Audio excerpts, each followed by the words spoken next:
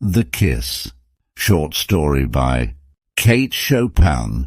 It was still quite light out of doors, but inside, with the curtains drawn and the smouldering fire sending out a dim, uncertain glow, the room was full of deep shadows.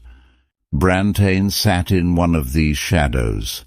It had overtaken him, and he did not mind. The obscurity lent him courage to keep his eyes fastened as ardently as he liked upon the girl who sat in the firelight. She was very handsome, with a certain fine, rich colouring that belongs to the healthy brune type.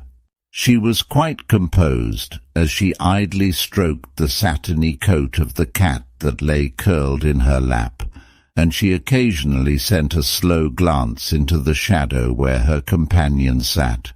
They were talking low of indifferent things which plainly were not the things that occupied their thoughts. She knew that he loved her, a frank, blustering fellow without guile enough to conceal his feelings, and no desire to do so. For 2 weeks past he had sought her society eagerly and persistently. She was confidently waiting for him to declare himself, and she meant to accept him. The rather insignificant and unattractive Brantain was enormously rich, and she liked and required the entourage which wealth could give her. During one of the pauses between their talk of the last tea and the next reception, the door opened and a young man entered whom Brantain knew quite well. The girl turned her face toward him. A stride or two brought him to her side, and bending over her chair before she could suspect his intention, for she did not realize that he had not seen her visitor, he pressed an ardent, lingering kiss upon her lips. Brantain slowly arose. So did the girl arise, but quickly, and the newcomer stood between them, a little amusement and some defiance struggling with the confusion in his face.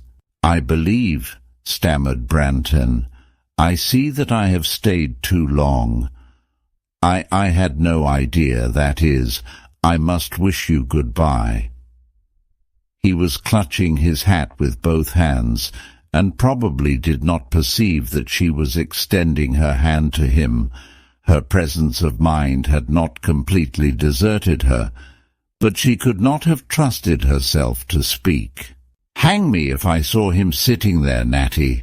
I know it's deuced awkward for you, but I hope you'll forgive me this once, this very first break.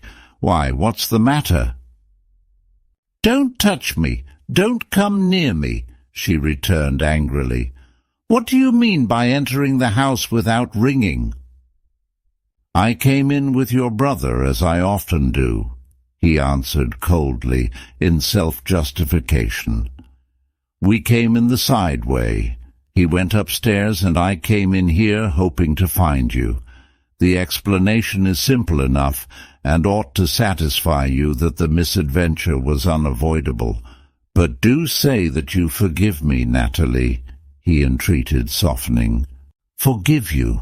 You don't know what you're talking about. Let me pass. It depends upon a good deal whether I ever forgive you."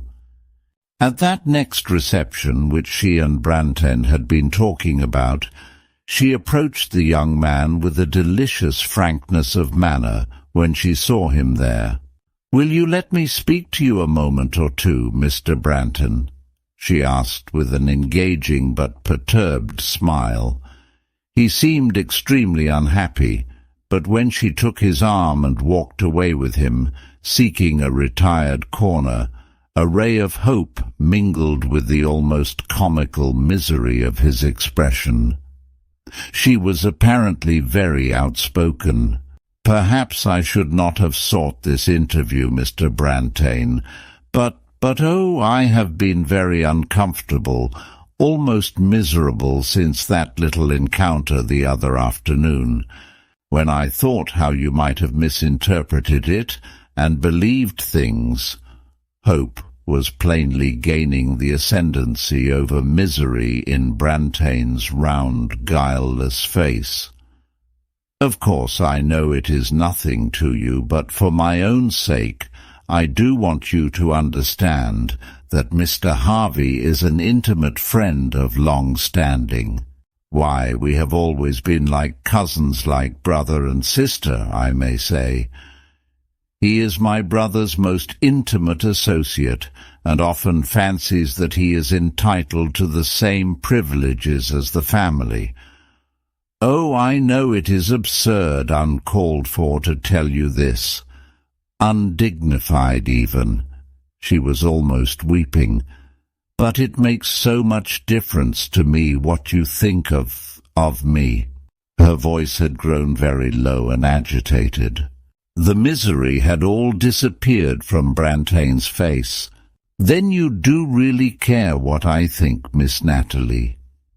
May I call you Miss Natalie?" They turned into a long, dim corridor that was lined on either side with tall, graceful plants. They walked slowly to the very end of it.